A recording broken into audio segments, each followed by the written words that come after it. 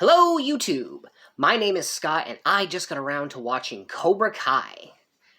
I finally finished it, Season 3, Episode 10, entitled December 19th, which I thought had some significance, but it turns out the original movie premiered in June, so no. Anyway, this one started off basically where the other one left off. Well, mostly. I'll get to that part in a minute. But the scene where Johnny walked into the country club at the end of the last one and saw Allie and Daniel talking, that's more or less where this one picked up. But everything was civil between them. You know, Allie met Amanda, and they had a grand old time talking about the way that Daniel and Johnny were in the past. It was kind of a good night for them. And, you know, Allie rounded it off by pointing out how really kind of alike Daniel and Johnny are and how they kind of see themselves in each other. And that's probably why they've been at opposite ends for so long. And I think Daniel and Johnny realize it too. The best part, though, was that Johnny and Allie had their moment at the end where, you know, Allie wanted to know about Carmen, and Johnny told her, and I was just like, oh, thank goodness. He isn't trying to get something rekindled with Allie behind Carmen's back because, you know, he's shown some character growth. Let's see some more, right? And he realized, you know, after he left the country club that Carmen was the one he wanted to be with. And he went to her apartment all ready to, you know, tell her that, you know, he chose her. He knew what he wanted and all that. Unfortunately, Miguel was standing there all beaten up and bloodied. And I'm going to have to explain that. So, keeping in theme with picking up right where we left off, the Miyagi-Do and Eagle Fang kids, you know, at first, it doesn't look like they're going to get along, but Dimitri, of all people, talks the Eagle Fang students into staying.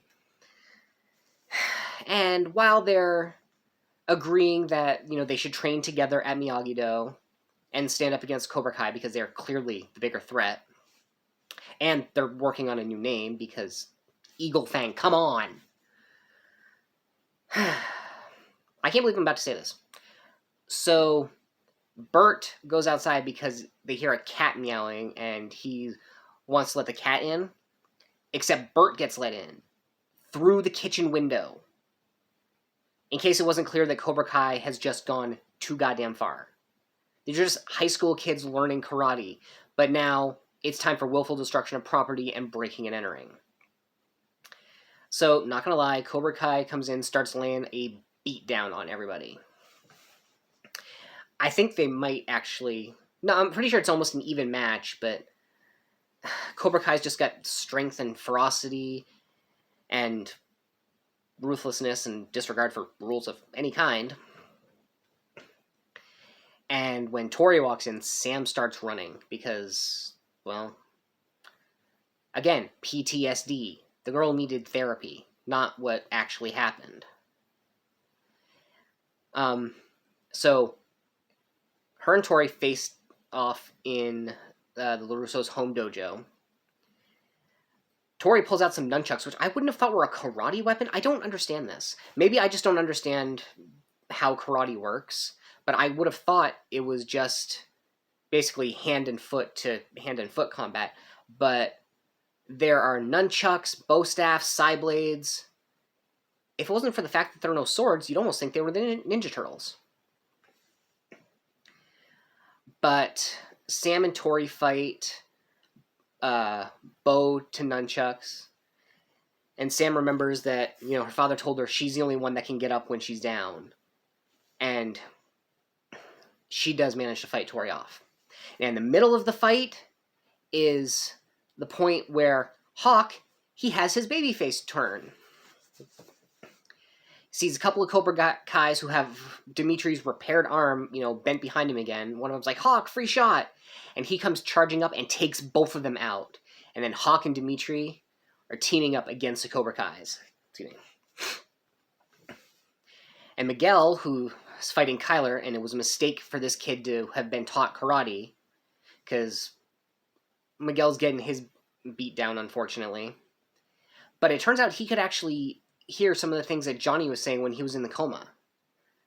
And he turns it around, and he takes Kyler out. And for a second, I actually thought Kyler was going to end up going crashing through a window. Thankfully, that didn't happen. And everybody comes to the dojo, and Tori accuses them all of being traitors and runs off. But that brings it to the end. Almost. See, in between some of this stuff, there have been scenes from Kreese's time as a prisoner in Vietnam. It seems that the soldiers that had him captured had this elaborate sort of thing set up where they were making the American soldiers fight each other to the death on a platform over a pit full of snakes. And Kreese didn't really want to fight his captain, but then his captain mentioned a letter that he had kept Kreese from getting right before the mission that told him that his girl back home had died. And that seemed to give Kreese just enough anger for him to do the complete heel turn. Even though he actually does kind of emulate the guy, he let him fall. Well, he beat him, let him fall to his death. And right around the same time, an American airstrike came in and kind of decimated the camp. So Kreese let all the soldiers out, and one of the ones whose place Kreese took, because he was supposed to be the one to fight, said that he owed him for life. That's going to become important in a minute. Anyway, back in the present, Johnny stormed Cobra Kai, found Robbie training there, obviously, and he and Kreese got into a massive fight. And the thing is, you can kind of tell from the camera angles that whenever one of them is fighting the other, like, you can only see the other person from behind. So, like, when Johnny's fighting Kreese, you can only see the back of Kreese's head. So you can kind of tell he's not actually fighting Kreese. And it's the same thing the other way around. Johnny is ready to take Kreese out, and Robbie shows up trying to stop him. And all Johnny's doing is fighting defensively against Robbie, not trying to hit him. But he does accidentally steer him into a bunch of lockers, knock him out. And then it looks like Kreese is going to get the upper hand on Johnny, but, well, I mean, Daniel got home and found out about, all the wreckage that Cobra Kai had caused, storming his house. So it was time for Daniel to fight Kreese. And I gotta admit, it wasn't as long as I would liked, but he did pull out the whole pressure point thing, and it kind of looked like he was going to go all live or die on him.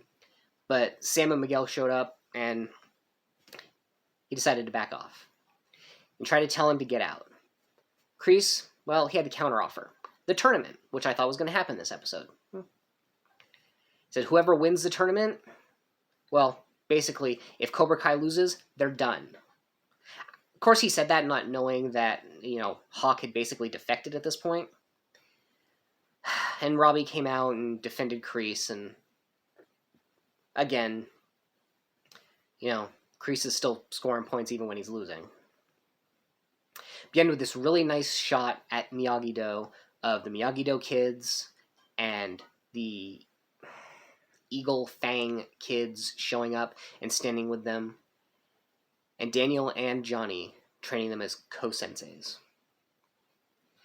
Felt like this was a really great way to end the episode, and I am so psyched for Season 4, even though I'm not doing any of it right now, because I just pulled a marathon, okay? I just finished Season 3 in one day.